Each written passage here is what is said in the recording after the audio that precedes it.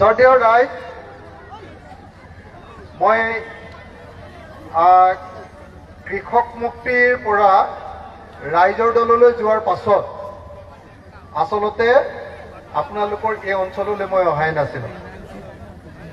এই প্ৰথমবাৰৰ কাৰণে ৰাইজৰ দলৰ সভাপতি হিচাপে আপোনালোকৰ অঞ্চললৈ আহিছোঁ আৰু মই ৰাইজৰ দলৰ সভাপতি হিচাপে প্ৰথমতে আপোনালোক সকলোকে নমস্কাৰ জনাই লৈছোঁ। শ্ৰদ্ধেয় ৰাইজ, অসমৰ মানুহৰ অৱস্থা এই সময়ত খুব বেয়া হৈ আছে। আটাইতকৈ ডাঙৰ অৱস্থাটো হৈছে যে বস্তুৰ দাম ইমান বাঢ়িছে যে মানুহ চলিব নোৱাৰা অৱস্থা হৈছে।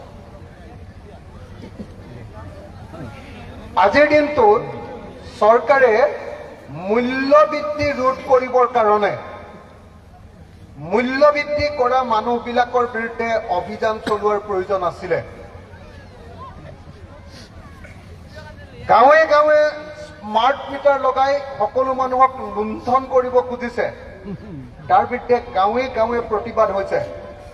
চৰকাৰে স্মাৰ্ট মিটাৰ বন্ধ কৰিব লাগিছিলে, মূল্যবৃদ্ধিৰ বিৰুদ্ধে অভিযান চলাব লাগিছিলে, কিন্তু যেতিয়াই চৰকাৰৰ বিৰুদ্ধে মাত মতা আৰম্ভ হয় লগে লগে চৰকাৰে বিষয়টো বদলাবৰ কাৰণে বেলেগ এটা বিষয়লৈ লৈ যায়।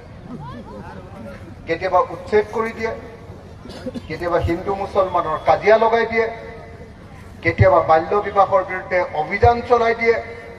মুঠতে কিবা এটা কৰি আমি দেখিছোঁ যে মূল বিষয়টোৰ পৰা মানুহক বেলেগ ফালে পঠিয়াই দি এইটো অসমীয়াত কয় যে হাল মাৰিব লাগিছিলে, শিয়াল খেদিবলৈ দৌৰি ফুৰিছে। হয়নে নহয়? হয়নে নহয়? কি কৰিব লাগিছিলে যে এই সময়ত বস্তুৰ দাম বাঢ়িছে, চৰকাৰে দাম কমাবৰ কাৰণে চাৰিওফালে যাব লাগিছিলে। চৰকাৰৰ পুলিচ যাব লাগিছিলে যে কিয়নো বস্তুৰ দাম বাঢ়িছে, দাম কমোৱা। চৰকাৰে মানুহৰ ঘৰলৈ পুলিচ পঠিয়াই দিছে যে কোনে কম বয়সত বিয়া পাতিছে তেওঁলোকক গ্ৰেপ্তাৰ কৰা। হয়নে নহয় বাৰু? হয়নে নহয়? হয়। সেইকাৰণে মই কওঁ যে এই চৰকাৰখন সাংঘাতিক ধৰণৰ দুষ্ট চৰকাৰ। হয়নে? দুষ্ট হয়নে? সাংঘাতিক ধৰণৰ এখন দুষ্ট চৰকাৰ, যি চৰকাৰখনে আচল কথাটোত কোনোদিন নধৰে। আচল কথাটোত কোনোদিনেই কেতিয়াও নধৰে।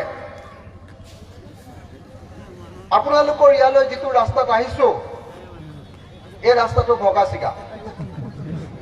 হয়নে নহয়? গাড়ী ভালকে চলিব নোৱাৰে।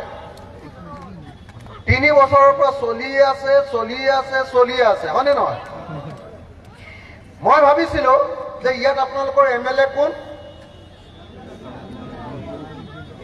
আজমল চাহেব নহয়? মই ভাবিছিলো আজমল চাহেব আৰু শৰ্মা চাহেব দুইজন মোমা আৰু ভাগ। মৌলানা বদৰুদ্দিন আজমল চাহেবে বিজেপিৰ পিনে গুচি গৈছে। মই ভাবিছো যে বদৰুদ্দিন আজমল চাহেবক একদম হিমন্ত বিশ্ব শৰ্মাই মুখুৱাই খুৱাই দিছে বুলি ভাবিছিলো, কিন্তু আজমল চাহেবৰ ভায়েকৰ সমষ্টিটোত ৰাস্তাটো ভগাইছো। ইয়াতকে মোৰ সমষ্টি, মই সদায় হিমন্ত বিশ্ব শৰ্মাক গালি পাৰো, মোৰ সমষ্টিত ইয়াতকে ৰাস্তা কেইটা চাই আহিবগে আপোনালোকে। হয়নে নহয়? বুজে নাই? মোৰ সমষ্টিত ৰাস্তা ভাগিলে মই গোটেই হুলস্থুল কৰো।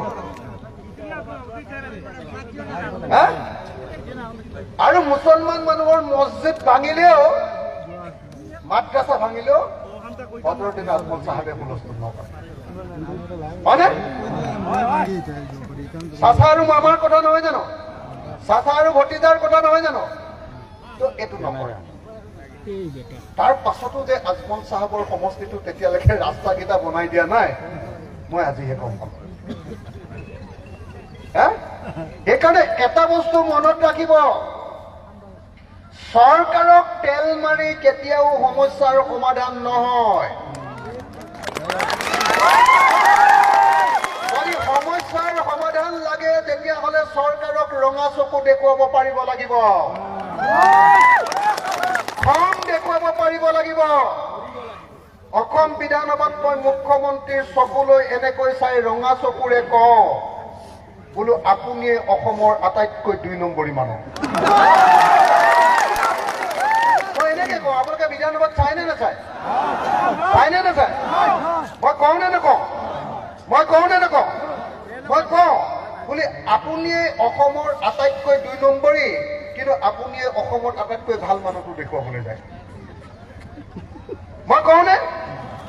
মই কওঁ বোলো সাৰদা কেলেংকাৰীটো আপুনি, লুই বাজাৰ কেলেংকাৰীটো আপুনি, উত্তৰ কাছাৰৰ 1000 কেলেংকাৰী 1000 কোটি টকাৰ কেলেংকাৰীটো আপুনি, APSC কেলেংকাৰীটো আপুনি, আপুনিয়ে আপুনি সব কেলেংকাৰীবিলাকত আপুনি তাৰপিছত আপুনি কয় যে অসমত APSC কেলেংকাৰী শেষ কৰিছো মই বুলি আপুনি এনে ২ নম্বৰী তালখন বজায়। হয়নে নহয়? হয়নে নহয়? সঁচাকে হয়নে নহয়? সঁচাকে হয়? হয়? সঁচাকে হয়। মোক ধৈৰ্যৰে একদম এটা এটাকে ক'বলৈ দিয়ক, মই ধুনীয়াকে চব কথাই কম, একদম ধুনীয়াকে। অলপ যদি বহল আহল কৰি দি ধুনীয়া কৰি দিলেহেঁতেন তো আৰু ভাল লাগিলেহেঁতেন। একদম আৰামত, কোনো চিঞৰিব নালাগে, অলপ ধুনীয়াকে আৰামত যদি ধুনীয়া কৰি দিলেহেঁতেন দেখি আৰু ভাল লাগিলেহেঁতেন। কথা পাতিও মানে এই ঠেলা হেঁচা কৰি আছে, অলপ দেৰি পিছত নহ'লে আকৌ চিঞৰ বাখৰ লগাব। হা, অলপ শান্তিৰে যদি বহল আহল কৰি দি সেই একদম তালৈকে মিলাই দিয়ে, অলপ মানুহখিনি যদি অকণমান পিছুৱাই দিয়ে, অকণমান যদি পিছুৱাই দিয়ে, অকণমান ভালকে। মই আপোনালোকক কেইটামান কথা পাতিবলৈ আহিছো, চিধা চিধা। আপোনালোকে দেখিছে চাগে, যোৱা নৱেম্বৰ মাহৰ 1 তাৰিখৰ পৰা, অক্টোবৰ মাহৰ 26 তাৰিখৰ পৰা নৱেম্বৰ আৰু ডিচেম্বৰ মাহৰ এতিয়া 26 তাৰিখ পাবহি হ'ল। আজি কেই তাৰিখ? 22 তাৰিখনে? মই 2 মাহ ধৰি এদিনো ঘৰলৈ যোৱা নাই। অক্টোবৰ মাহৰ 26 তাৰিখৰ পৰা মই মনতে এটা সংকল্প লৈছো, শপত খাইছো যে যিদিনালৈকে মামাক ব্ৰহ্মপুত্ৰত দলিয়াব নোৱাৰিম, যিদিনালৈকে বিজেপি চৰকাৰখনত 2026 চনত এবাৰ ইলেকশ্যনত হৰুৱাব নোৱাৰিম, সেইদিনালৈকে ঘৰত গৈ টোপনি মাৰি নাথাকো, 24 ঘণ্টা মানুহৰ লগতে কথা পাতো। মই আপোনালোকক সঁচাকে সুধিব খুজিছো যে আপোনালোকে কি বিচাৰে? হিমন্ত বিশ্ব শৰ্মা চৰকাৰখনক 2026 চনত ব্ৰহ্মপুত্ৰত দলিয়াই দিব লাগে নে নালাগে? কিমান মানুহৰ মতে ইয়াত লাগে? হিমন্ত বিশ্ব শৰ্মা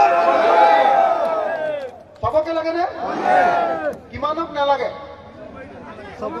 কিমানক নালাগে?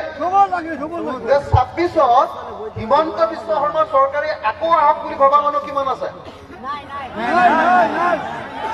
একজনো মানুহ নাই, একজনো মানুহ নাই। সঁচাকে নাই? সঁচাকে নাই? বিজেপিক আমি এবাৰ হটাব পাৰিম? পাৰিম নে নোৱাৰিম? যদি পাৰিম, জয় আই অসম এটা দিয়ক। জয় আই অসম! জয় আই Assam! Sasa golpe! Mama Sasa golpe! Mama Sasa golpe! Mama Sasa golpe! Mama Sasa golpe! Mama Sasa golpe! বেয়া পাব নেকি কোনোবা?